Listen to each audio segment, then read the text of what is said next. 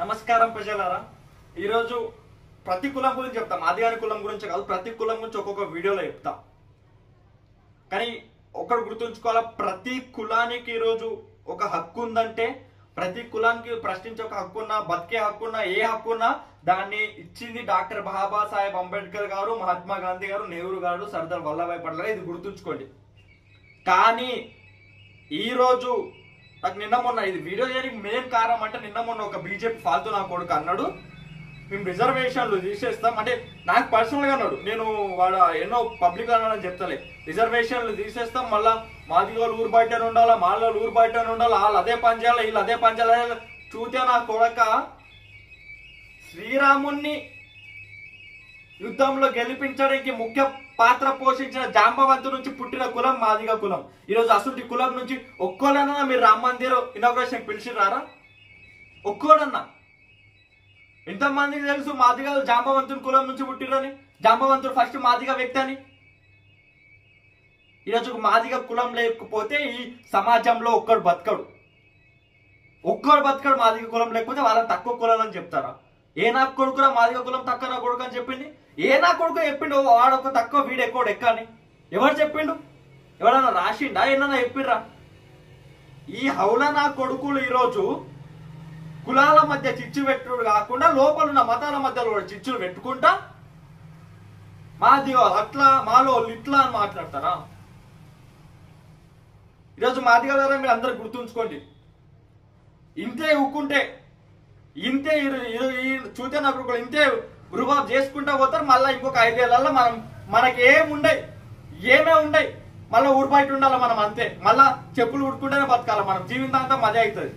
అట్లా కావద్దంటే డాక్టర్ బాబాసాహెబ్ గారు ఇచ్చిన రాజ్యాంగాన్ని యూజ్ చేసుకొని దాన్ని బ్రతికించుకొని రాజకీయాల్లోకి రండి. ప్రతి ఒక్కరు చూసుకుందాం. మీరు భయపడితే నా పేరు చెప్పి ముంగడు చెప్పి రండి, కేసులు అయితే కానీ చూసుకుందాం. ప్రతి ఒక్క యువత గుర్తుంచుకోండి, రాజకీయాల్లోకి రండి. ఈరోజు ఊరు బయట మాదిగలను పెట్టి, మాలను పెట్టి, మళ్ళీ అదే ఊర్లో ఉన్న వాటిల నుంచి మాత్రం వేరే ఓడో నిలబడతాడు. అంటే మాకు చేత కాదా రాజకీయాలు చేసుడు? చేత కాదా? మాకు కూడా రాజకీయాలు చేసుడు వచ్చు, మేము కూడా మోడీ వేసుకుంటాం, బొందా పెట్టుడు వచ్చు మాకు కూడా. డాక్టర్ బాబాసాహెబ్ అంబేద్కర్ గారి పైన గౌరవం ఉంది, మహాత్మా గాంధీ గారి పైన గౌరవం ఉంది, నెహ్రూ గారి పైన గౌరవం ఉంది, సర్దార్ వల్లభాయ్ పటేల్ గారి పైన గౌరవం ఉంది. వాళ్ళు ఇచ్చిన స్పెషల్ రాజ్యాంగాన్ని యూజ్ చేసుకొని మేము కూడా రాజ్యాంగంలోకి వస్తాం. వాళ్ళు మా బతుకులను మార్చి మళ్ళీ వాళ్ళని గౌరవిస్తాం ఖచ్చితంగా. ఈరోజు యువత మీరు కూడా ఆలోచించాల. ఈరోజు ఇంతకు ముందు మొన్నటిదాకా కూడా అన్నారు, ఇప్పుడు మళ్ళీ అంటుర్రు. మొన్నటిదాకా అంటేనే కదా కాంగ్రెస్ పార్టీ అట్రాసిటీ కేసులు పెట్టవచ్చు, అట్రాసిటీ అని ఒక యాక్ట్ తీసుకొచ్చింది. మాదిగా నా కొడుక, మాలో నా కొడుక అని తిడితేనే కదా. ఎందుకు? వాళ్ళ కులాలు లేవా? మనం మాదిగానే తిట్టాలా? గుర్తుంచుకోండి. ఈరోజు కులం పేరు చెప్పి ఇప్పుడు రేపు మనకు మళ్ళీ ఇదే నా కొడుకులు పరిపాలిస్తే రేపు మనకు అక్క చెల్లెళ్ళని కూడా అవమానిస్తారు.